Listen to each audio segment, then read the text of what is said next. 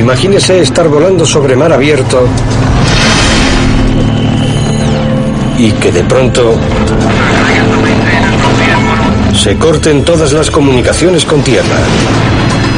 Este es el Triángulo de las Bermudas. Durante cientos de años, aviones y barcos se han esfumado en su diabólica geometría. ¿Pero de qué se trata exactamente? ¿Un mar de olas gigantes? ¿Un vórtice meteorológico? ¿Una misteriosa fuerza electromagnética? ¿O un mero producto de la imaginación? Sondamos las tenebrosas profundidades del Triángulo de las Bermudas para tratar de aclarar el misterio de una vez por todas.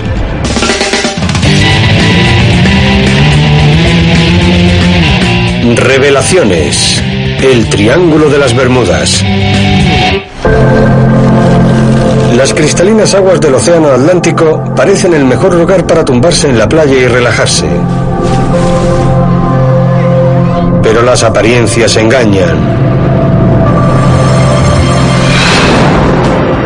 Porque en este paradisíaco entorno se oculta un sector mortal del que algunos piensan que es imposible escapar. El Triángulo de las Bermudas. Durante siglos, cientos de personas se han atrevido a pasar por aquí y no han regresado.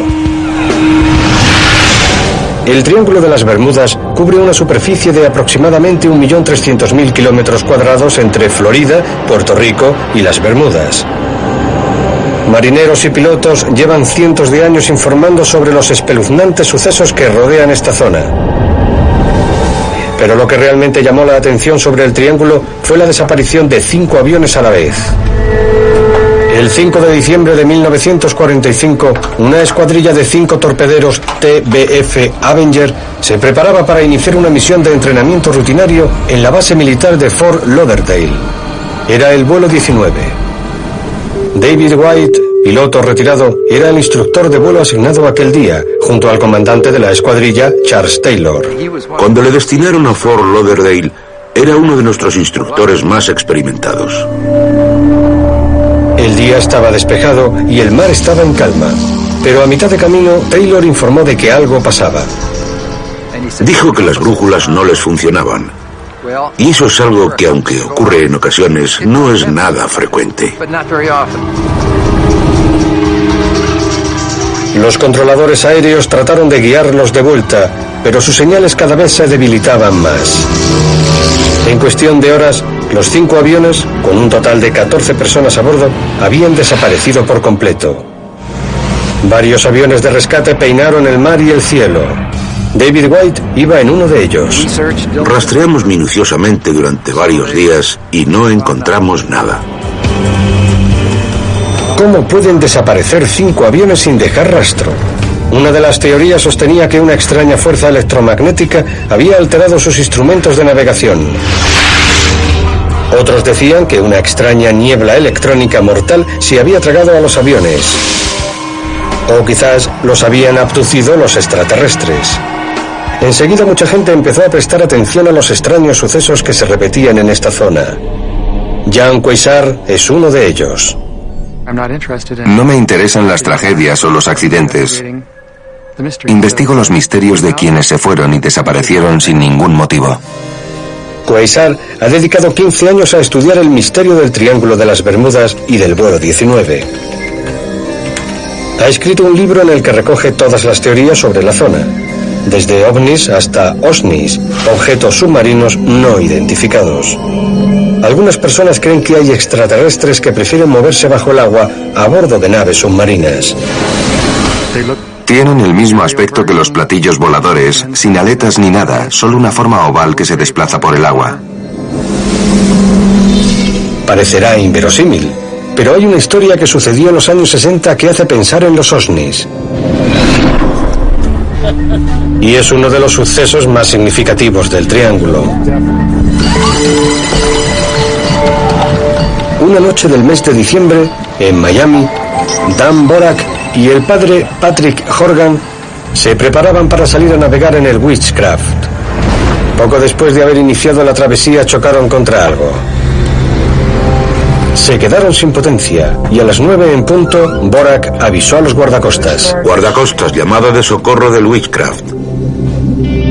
Les describió su posición exacta, junto a una boya de amarre concreta. En el barco disponían de chalecos salvavidas y todo tipo de dispositivos de flotación. Se suponía que era imposible que se hundiera. Pero cuando la ayuda llegó, minutos después, el Witchcraft había desaparecido. No había rastro de la embarcación ni de los tripulantes. No hay ninguna explicación, por eso es un misterio. Estaban ahí parados, esperando la ayuda, en un barco que no se podía hundir. Según Quasar, esta es una de las desapariciones más desconcertantes del Triángulo. Pero la más impresionante de todas es la del USS Cyclops, un buque carbonero de 19.000 toneladas que comenzó su travesía en 1918. Era un barco poco común, con unas altas plumas de carga para almacenar el carbón. El trayecto debía llevar unos días, pero el Cyclops llevaba unos 90 años de retraso. No se recibió ninguna llamada de socorro y desapareció sin dejar rastro. Se considera el mayor misterio de la historia de la Armada estadounidense. Y el Triángulo de las Bermudas lleva años desconcertando a quienes lo estudian. Es posible que la historia de Bruce Gernon, un piloto aficionado, nos dé algunas pistas sobre las condiciones atmosféricas del Triángulo. El 4 de diciembre de 1970, Gernon estaba volando cerca de las Islas Bimini cuando vio una nube un tanto extraña. Tenía unos bordes sedosos. Avancé y empecé a ascender y resultó que estaba justo en mi trayectoria. Entró en la nube y en cuestión de minutos los instrumentos empezaron a volverse locos. Se dio cuenta de que se estaba formando una niebla a su alrededor. Gernon hizo este dibujo para ilustrar lo que vio. Le pareció que su única vía de escape era esa abertura en forma de U justo delante de él. Avancé y descendí en picado, y me di cuenta de que el túnel se estaba estrechando. Veía destellos de luz a su alrededor, pero no era una tormenta eléctrica. De repente, se empezaron a formar unas extrañas líneas alrededor del avión. Eran como unas grietas, a través de las que podía ver un cielo totalmente despejado. Hablo de ellas como líneas de tiempo, porque me pareció estar viendo el tejido del tiempo mismo. Por fin consiguió salir del túnel, pero aún no había dejado atrás las nubes y la peor parte de su viaje estaba por llegar.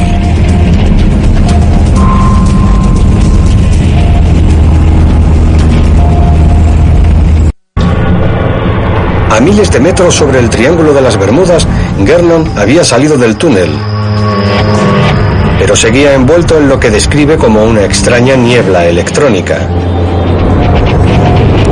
Sus instrumentos de navegación seguían sin funcionar correctamente. Radar de Miami, solicito identificación por radar. Los controladores aéreos finalmente consiguieron localizarle y le dijeron que estaba cerca de Miami. Negativo, radar de Miami. Tengo que estar a al menos 130 kilómetros al este de Miami. Entonces vio tierra y se dio cuenta de que el personal del radar de Miami estaba en lo cierto. Había vuelto a Florida. Bruce cree que solo tardó 50 minutos en hacer un recorrido que le debería haber llevado 80. Había ganado 30 minutos en algún punto del triángulo. La historia de Bruce sobre la extraña niebla y el túnel del tiempo que vio en el Triángulo de las Bermudas ha intrigado a quienes creen en la existencia de este fenómeno en todo el mundo. La niebla es el resultado de una carga o un campo electromagnético que ha atrapado al avión y que procede de un fenómeno excepcional relacionado con las condiciones atmosféricas, con la humedad o con la propia presencia de un barco o un avión. Quasar cree que las respuestas al enigma de la niebla electrónica pueden encontrarse lejos del propio triángulo, a miles de kilómetros al norte, en Vancouver, en el laboratorio improvisado de un aficionado a la física, John Hutchison. Hace varias décadas, Hutchison empezó a experimentar en su casa con ondas de radio y corrientes de alto voltaje. Afirma que en 1979 dio con algo excepcional. Una serie de fenómenos que quienes siguen su trayectoria conocen como el efecto Hutchison. Se debe a las radiofrecuencias y a las frecuencias electrostáticas. Cuando las genero y las mezclo, empiezan a pasar cosas. Hutchison puede hacer que los objetos leviten y que el metal se funda sin una fuente de calor. Y todo ello con una corriente doméstica normal. Como es lógico, hay muchos escépticos al respecto. Como James Mattingly, físico de la Universidad de Georgetown. No sé en qué se supone que consiste el efecto. Es como si cualquier cosa que pasara en casa de John Hutchison formara parte del efecto Hutchison. No sé si eso incluye el hecho de que Hutchison se pasee por la habitación. ¿Eso también es un efecto Hutchison? Ni idea. Hutchison está acostumbrado a las críticas, pero dice que tiene pruebas y que ha conseguido grabarlo en vídeo. Afortunadamente, tenemos unas 4 muestras de lo que ocurre grabadas en vídeo. Hutchison nos ha permitido grabar una demostración que va a realizar para nosotros. No sé qué va a ocurrir cuando lo encienda y conecte los transmisores y receptores y el resto del equipo. Podría desencadenarse un fenómeno muy fuerte. Si lo que dice es cierto, podríamos vernos envueltos en una niebla electrónica. En este rincón de su casa hay cientos de kilos de equipos electrónicos y un tarro de plástico forrado con papel de aluminio colgados con cadenas. Hutchison dice que el voltaje que se va a manejar pone en peligro nuestra seguridad, así que nos tenemos que apartar. ¿Qué tal va todo en la otra habitación? Aunque las cadenas se mueven un poco, la cámara no capta ningún efecto extraño, así que Hutchison aumenta el voltaje. Voy a meter más voltios. Y el experimento acaba ardiendo. Parece que pasa algo. Hay algo ardiendo, John. Vale, alerta roja. Las llamas del tarro de plástico significan que se ha acabado el espectáculo. Esto no significa que el efecto no exista. Simplemente puede ser difícil de presenciar. ¿Qué pasa entonces con los vídeos del propio Hutchison? Son 2 horas de grabación del efecto Hutchison, metales que se funden, objetos que levitan y una niebla electrónica. Si la única prueba real con la que contamos es el vídeo, analicémoslo entonces. Tom Flynn y Joe Nichol son 2 escépticos que investigan para el Comité de Investigación Científica sobre supuestos fenómenos paranormales. A ellos el vídeo de Hutchison no les convence. Este es el vídeo de la botella. Y creen saber exactamente cómo se ha hecho. Sale disparada. Es tan típico, es tan raro que el cámara no actúe con normalidad, que no tenga el impulso de seguir a la botella cuando sale volando. Lo que hace suponer que no podía seguirla. Es posible que ahí arriba haya algo que no debamos ver. Sospechan que alguien estaba manejando los hilos. Hutchison asegura que en sus experimentos no hay hilos, pero Nichol y Flynn dicen que pueden probarlo. El vídeo de Hutchison se grabó en lo que parece un garaje o un sótano. Ese tipo de fondo es perfecto para que no se vean los hilos. He preparado la botella para poder manejarla. Está sujeta por abajo y por arriba con un sedal. Es lo que llamamos el efecto marioneta. Es muy probable que ahora mismo se vea el sedal con el fondo oscuro de mis pantalones. Pero si me quito, el sedal desaparece.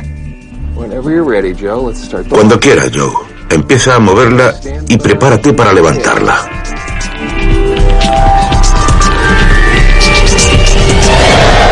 Nichol y Flynn han recreado la levitación de la botella de Hutchison con un simple truco de magia. ¿Pero podrán imitar la niebla electrónica?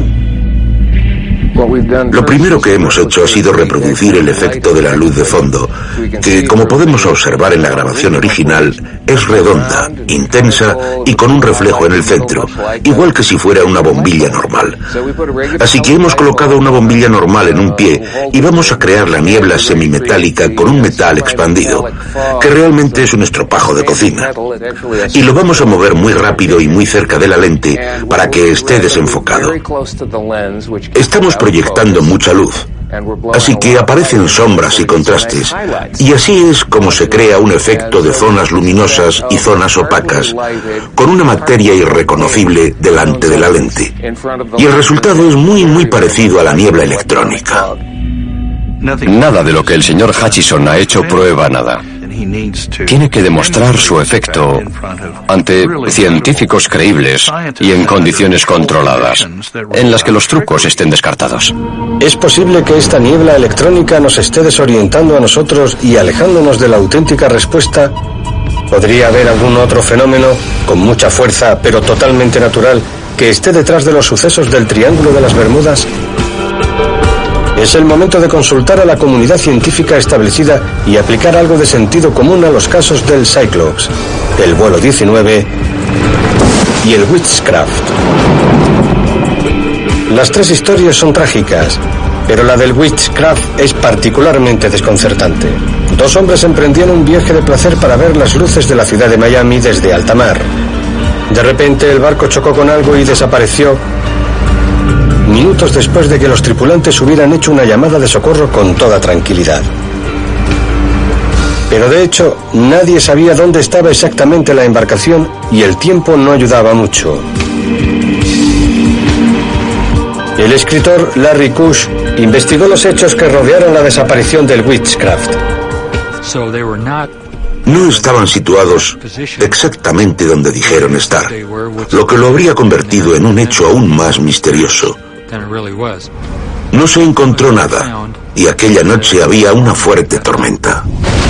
Pero los guardacostas llegaron a los 19 minutos de la llamada de socorro. ¿Cómo podía haber desaparecido el barco por completo tan rápidamente? Nunca se encontró ni rastro de un barco que supuestamente no se podía hundir. Se puede recurrir a la teoría de que un ovni o un OSNI abdujeran la embarcación para revestirlo de misterio. Pero lo cierto es que es difícil encontrar a quienes se pierden en el mar, incluso con unas condiciones favorables. Jim Noe lleva 13 años trabajando como experto en salvamento en los guardacostas de Miami.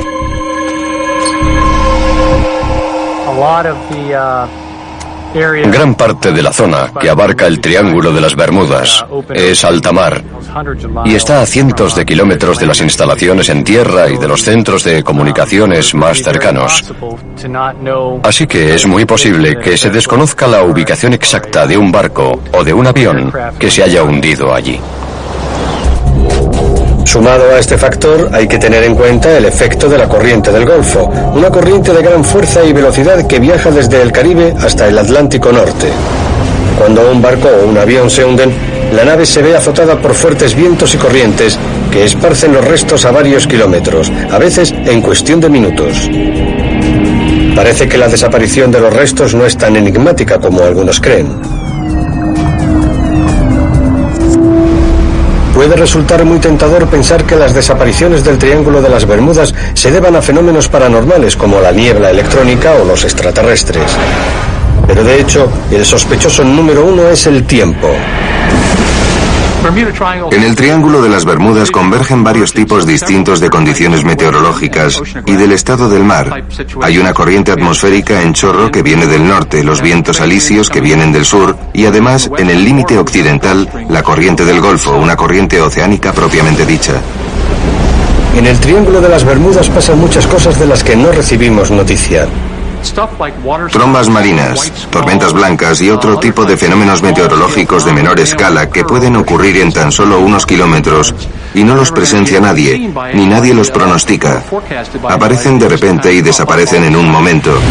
Y si no estás justo al lado, ni siquiera te vas a enterar de que se han producido. Una tromba de agua puede hacer pedazos un barco o un avión. Y también están las olas gigantes, que son paredes de agua de 10 pisos de altura, con una fuerza y una velocidad asombrosas, que salen de la nada y pueden llevarse por delante a los barcos más grandes. Pero está claro que no fue una ola lo que hizo desaparecer el vuelo 19, en el que 14 hombres se volatilizaron sin explicación alguna. Los hombres de aquella escuadrilla eran pilotos experimentados. Si bien es verdad que era la primera vez que el comandante hacía esa ruta. Pese a que cuando pidieron ayuda estaban en la zona del triángulo, en algún punto al este de Fort Lauderdale, Taylor dijo que pensaba que estaban más al sur de los Cayos de Florida. Larry Kush piensa que Taylor estaba desorientado y no se fiaba de sus brújulas. De hecho, es habitual que cuando alguien se desorienta o está confuso y lo que ve en las brújulas no se corresponde con lo que observa durante el vuelo, suelen decir que la brújula ha fallado. La escuadrilla hizo caso a su comandante. Y a continuación, según las investigaciones de Kush, el tiempo empeoró. Al final, parece que el trágico incidente del vuelo 19 se debió a la desgraciada combinación de un error humano y mal tiempo. Pero no es tan fácil explicar el destino del Cyclops. Este buque de 150 metros de longitud se desvaneció sin dejar rastro en 1918. Llevaba una carga muy pesada, más de 4.500 kilos, y se decía que era demasiado propenso a balancearse en exceso con las olas. Una tormenta de cierta violencia podría haber desequilibrado la carga y haber hecho volcar la embarcación. La cuestión es que no había ninguna tormenta, al menos donde se piensa que estaba, en el interior del Triángulo de las Bermudas. ¿Pero es posible que estuviera en otro sitio? En 1968, un submarinista del ejército, Dean Hoss, descubrió una gran embarcación muy poco común a 110 kilómetros al este de Norfolk, Virginia. Encontró un barco un tanto peculiar con unas altas plumas de carga. Años después, vio una fotografía del Cyclops y supo que era el mismo barco. El buque que vio Hoss no estaba demasiado alejado del lugar al que se dirigía el Cyclops. Cuando Kush se enteró del hallazgo, empezó a hacer cálculos. Determinó que el buque habría tardado 6 días en llegar al punto del naufragio. Salió de Barbados el 4 de marzo, así que según sus cálculos se habría hundido el 10 de marzo. Revisé los datos de archivo sobre las condiciones meteorológicas y descubrí que había habido una gran tormenta en ese momento que afectó a gran parte de la costa este. Hubo varios barcos que sufrieron daños graves. De nuevo, el tiempo parece haber sido el culpable. Es posible que nunca sepamos con certeza lo que les ocurrió al Cyclops, al Witchcraft y al vuelo 19, pero al reflexionar sobre estos misterios hay un hecho que es importante señalar. Estadísticamente hablando, el Triángulo de las Bermudas no es más peligroso que cualquier otra ruta en la que se producen fenómenos meteorológicos de cierta consideración. El mal tiempo solo es un problema si te pilla en medio. Porque con el gran número de barcos y aviones que circulan por ahí, lo normal es que tarde o temprano la probabilidad de que uno de esos barcos o aviones entre en una zona afectada por un fenómeno meteorológico adverso aumenta. Pero aunque podamos explicar muchas de las desapariciones en el Triángulo de las Bermudas, puede que el caso no esté cerrado. ¿Realmente existe una fuerza desconocida y siniestra que causa estragos en el Triángulo de las Bermudas? ¿O todos los misterios que rodean ese lugar se deben simplemente al mal tiempo y la mala suerte?